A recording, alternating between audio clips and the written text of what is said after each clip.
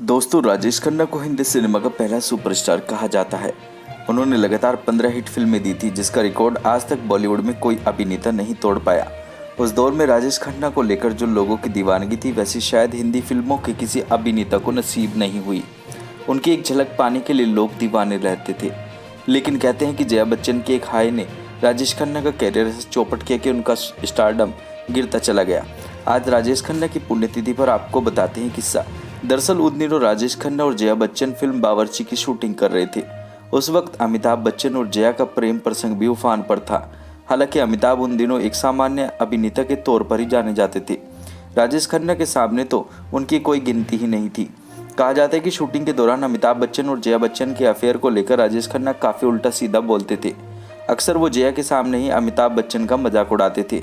ये बात जया से बर्दाश्त नहीं होती थी और फिर एक दिन जया का पारा चढ़ गया। किसी का दिल बहुत दुखी हो और उस वक्त उसके मुंह से कोई बात निकल जाए तो लोग कहते हैं कि सच होकर रहती है।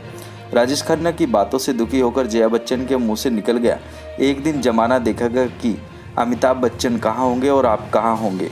बावर्ची के अगले साल नमक हराम रिलीज हुई, जिसमें राजेश खन्ना और रेखा जैसे बड़े कलाकारों के बीच अमिताभ बच्चन नजर आए। लेकिन इन सब सुपरस्टार के बीच अमिताभ के काम को बेहद पसंद किया गया। यहीं से राजेश खन्ना ने मान लिया कि उनके दिन पूरे हुए और अब बारी नए सुपरस्टार की है।